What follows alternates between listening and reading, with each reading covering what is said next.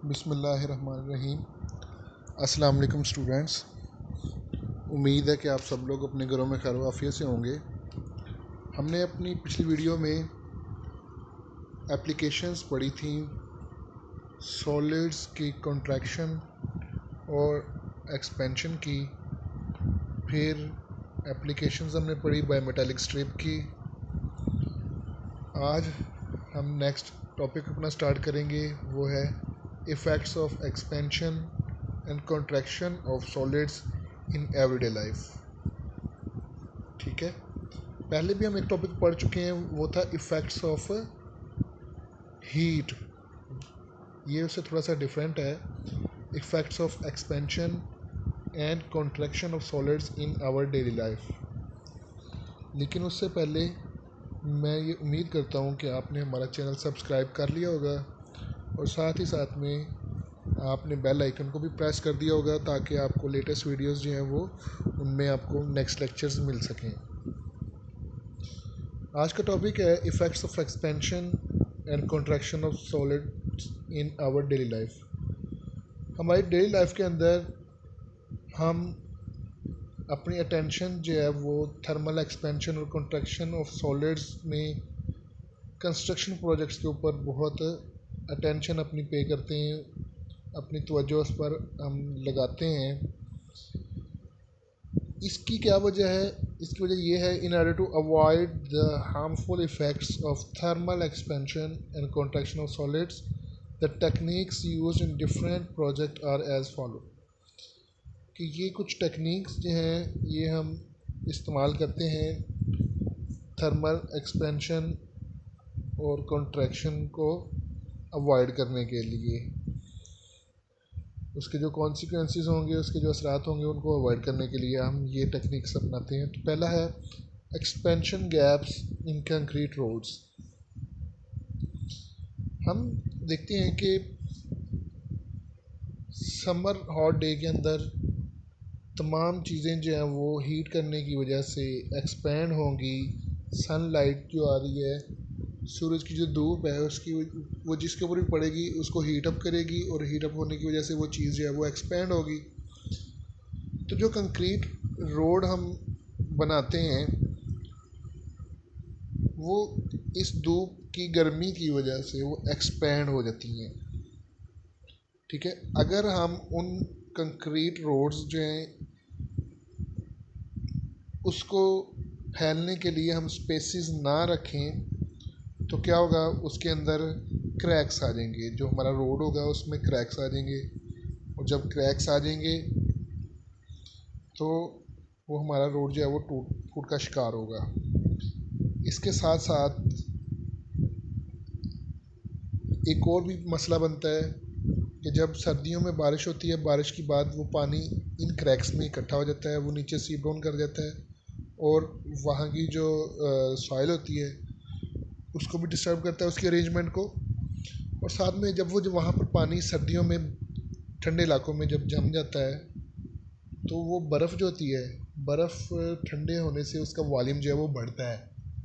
बढ़ने की वजह से वो मज़ीद टूट फूट का शिकार हो सकती है। तो उन चीज़ों को अवॉइड करने के लिए, इस तरह के जो डैमेज हैं उनको अवॉइड करने के लिए हम उनमें छोटे छोटे गैप्स छोड़ देते हैं। हर कुछ मीटर्स के बाद जब हम रोड को कंस्ट्रक्ट कर रहे होते हैं या फुटपाथ जो हैं उनको कंस्ट्रक्ट करते हैं, तो हम उनमें थोड़े थोड़े गैप छोड़ देते हैं, ताकि जब ये रोड्स एक्सपैंड हो तो उसका असर कम से कम हो।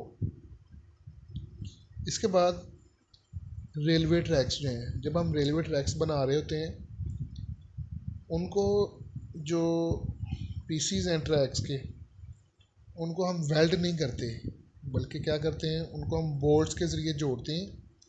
उसको हम बोलते हैं फ़िश प्लेट। फ़िश प्लेट के ज़रिए दो पीसेस को हम जोड़ देते हैं, और जब वहाँ पर जोड़ते हैं दो पीसेस के दरमियान को थोड़ी सी हम जगह छोड़ देते हैं। जैसे कि आपको फिगर में नज़र आ रहा है, लेफ़्ट साइड पे, लेफ़्ट तस्वीर में आपको नज़र आ रहा होगा, गैप हमने छोड़ा हुआ है और नीचे बोल्ट्स नज़र आ रहे हैं, वो फ़िश प्लेट के ज़रिए हमने इन दो पीसेस को जोड़ा हुआ है। ठीक है, instead they are laid with gaps between them. This allows expansion and contraction of rails during summer and winter season. Summer season में क्या होगा, वो एक्सपेंड होगी सूरज की गर्मी की वजह से।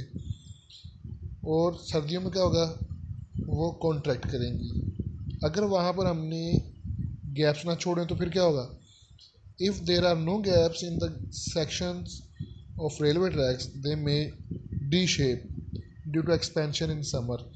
समर की वजह से उन समर के अंदर, समर सीज़न में जब वहाँ पर एक्सपेंशन होगी तो उसको एक्सपेंड करने के लिए जगह नहीं मिलेगी।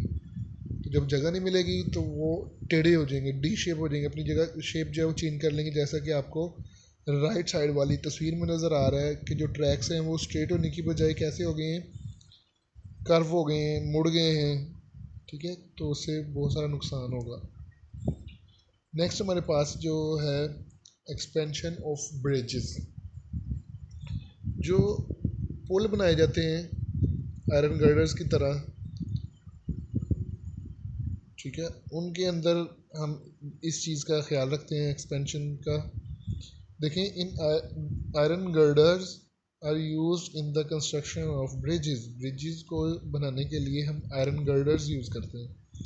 गर्डर्स जिसे हम आम लैंग्वेज में गार्डर बोलते हैं, छतों में जो डालते हैं, उस टाइप के। एक एंड जो है गर्डर का उसको हम फिक्स कर देते हैं, जैसा कि यहाँ पर आपको तस्वीर में नज़र भी आ रहा है, राइट साइड पर जो है एंड वो फिक्स्ड है। ठीक है, जबकि दूसरा एंड जो है वो रोलर्स के ऊपर रोल कर सकता है।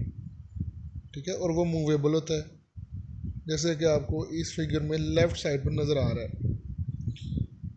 एक गैप भी छोड़ा जाता है इस एंड पर जो मूवेबल एंड होता है।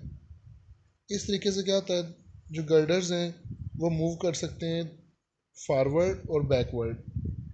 फॉरवर्ड तब मूव करेगा जब हीट की वजह से गर्डर जो है वो एक्सपैंड होगा, और जब कॉन्ट्रैक्शन होगी, कॉन्ट्रैक्शन तब होनी है जब गर्डर ठंडा होगा, शाम के वक्त या विंटर सीजन में, तो वो बैकवर्ड मूव करेगा। अगर हम वहाँ पर गैप्स नहीं छोड़ते तो जो ब्रिज है वो डैमेज हो सकता है। ठीक है, क्योंकि एक्सपेंड करने की वजह से उसने कहीं ना कहीं तो जाना है, तो जो वहाँ पर ब्रिज होगा वो डैमेज हो सकता है। चौथा है overhead power lines and telephone wires. जब ये तारें हैं हम बिछाते हैं, तारों का जाल बिछाते हैं, तो उनमें हम सैग छोड़ देते हैं। सैग का मतलब होता है उनमें डील छोड़ते हैं। ठीक है, overhead telephone and electricity wires installed on poles expand during hot weather and contract in cold weather. गर्मियों के अंदर वो क्या करती हैं, एक्सपेंड करती हैं, और सर्दियों में वो कॉन्ट्रैक्ट करती हैं। और दो जो पोल्स होते हैं उनके दरमियान तार को हम कुछ हद तक सैग दे देते हैं। देखें, the wires between two poles are given a certain amount of sag so that they may contract in winter without snapping. कि अगर हम देखें गर्मियों के अंदर हम वो लगा देते हैं, अगर कोई में सैग नहीं छोड़ते, तो सर्दियों के अंदर उन्होंने कॉन्ट्रैक्ट होना है। कॉन्ट्रैक्ट होने की वजह से वो पोल्स को भी खींच लेंगे, पोल्स जो है वो अपनी जगह से हट जाएंगे, या ये तारें जो हैं वो टूट सकती हैं। तो उस चीज़ से बचने के लिए हम उसमें सैग छोड़ देते हैं। नेक्स्ट है लार्ज बैंड्स इन पाइप्स। पाइप्स के अंदर जो हम बैंड्स देते हैं वो थोड़े बड़े देते हैं। The pipes through which hot और कोल्ड लिक्विड और गैस फ्लोज और ऑफन गिवन बैंड्स में हम बैंड्स दे देते हैं, सो दैट दे में एक्सपेंड और आर कॉन्ट्रैक्ट विदाउट क्रैकिंग, उनमें क्रैक्स ना आए। ठीक है जी। नेक्स्ट हमारे पास जो टॉपिक है वो है uses of expansion and contraction of liquids. कि लिक्विड के अंदर जो एक्सपेंशन और कॉन्ट्रैक्शन होती है उसको हम कहाँ पर इस्तेमाल कर सकते हैं। तो यहाँ पर जो हमें एग्जांपल दी हुई है उसकी या यूज़ दिया हुआ है वो है थर्मोमीटर का। थर्मोमीटर क्या चीज़ है, थर्मोमीटर एक ऐसी डिवाइस है जो हमें किसी बॉडी का टेम्परेचर मेजर करने के लिए हम इस्तेमाल करते हैं। ठीक है, तो इसको हम कैसे यूज़ करते हैं, थर्मोमीटर के पार्ट्स कौन कौन से होते हैं वो हम इसमें डिटेल से स्टडी करेंगे ज़रा। The expansion and contraction property of liquids is widely use in different techniques. मुख्तलिफ टेक्निक्स में हम इस्तेमाल करते हैं उसको। मिसाल के तौर पर liquid like mercury and alcohol are used in thermometers. Thermometers के अंदर हम या तो अल्कोहल को इस्तेमाल करते हैं या फिर मरकरी को इस्तेमाल करते हैं। अब यहाँ पर डेफिनेशन लिखी हुई है थर्मोमीटर की, ये आपने लर्न करनी है। Thermometer is a device that is used for measuring temperature. एक ऐसी डिवाइस होती है जो कि टेम्परेचर को मेजर करने के लिए हम इस्तेमाल करते हैं। अब इसका पार्ट्स देखें। इसका एक बल्ब होता है जहाँ से ये हीट को रिसीव करता है। एक ट्यूब होती है जहाँ पर लिक्विड जो वो एक्सपेंड होकर आगे बढ़ता है। फिर उस ट्यूब के ऊपर ही स्केलिंग की होती है, जो ग्रेडिंग की होती है, जो कि हमें स्केल बताता है या टेम्परेचर बताता है। सही है। When the bulb of the thermometer is touched with some hot object, जब ये थर्मोमीटर जो है वो किसी गर्म ऑब्जेक्ट को छूता है, टच करता है, तो क्या होता है, इसके अंदर जो लिक्विड है वो एक्सपैंड होता है। ठीक है। एक्सपैंड होने से उसने कहीं ना कहीं तो जाना है, तो उसको जगह मिलती है एक लॉन्ग नैरो ट्यूब के अंदर, और वो उस तरफ फैलना शुरू करता है और वो ऊपर की तरफ बढ़ता है। और जो टेम्परेचर है उसका हम रीड कर सकते हैं उस स्केल से। देखिए आपको तस्वीर के अंदर दो स्केल्स भी नज़र आ रहे हैं, फ़ारेनहीट और सेल्सियस स्केल। ये डिग्री एफ लिखा हुआ है, ये फ़ारेनहीट स्केल है, और डिग्री सेल्सियस ये अपने अक्सर डॉक्टर के पास भी देखा होगा। सही है। ये आपके बगल में या आपके मुंह में रख देते हैं बुखार को चेक करने के लिए, टेम्परेचर असल में आपको चेक कर रहे होते हैं। ठीक है।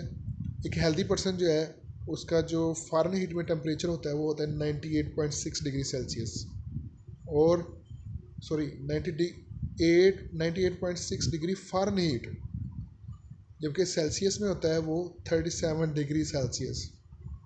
एक नॉर्मल पर्सन का जिसको बुखार नहीं होता, ठीक है, उसको इतना टेम्परेचर होता है। तो उसके अंदर हम जो डॉक्टर के पास होता है क्लिनिकल थर्मोमीटर जो है वो हम उसमें मरकरी यूज़ करते हैं ज़्यादातर। ठीक है। वो भी एक एप्लीकेशन है या यूज़ है कंट्रैक्शन और एक्सपेंशन ऑफ लिक्विड्स की। नेक्स्ट हमारे पास जो लास्ट टॉपिक है इस चैप्टर का वो है पिक्यूलियर बिहेवियर ऑफ वाटर। पानी जो है उसकी एक अजीब सा बिहेवियर है। ठीक है। उसको हम स्टडी करेंगे। पानी जो है उसको हम यूनिवर्सल सॉल्वेंट के तौर पर भी इस्तेमाल करते हैं।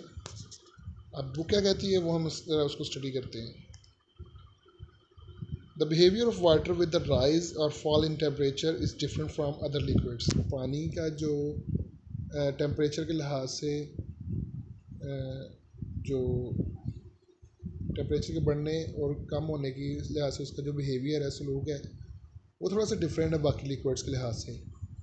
जब पानी जो है उसको हम 0 डिग्री सेल्सियस से 4 डिग्री सेल्सियस तक लेकर जाते हैं ना, तो ये क्या करता है, कॉन्ट्रैक्ट करता है पहले, और इसका वॉल्यूम डिक्रीज़ हो जाता है और इसकी डेंसिटी जो है वो इंक्रीज़ हो जाती है। डेंसिटी क्या होती है, उसका गाढ़ापन कह लें।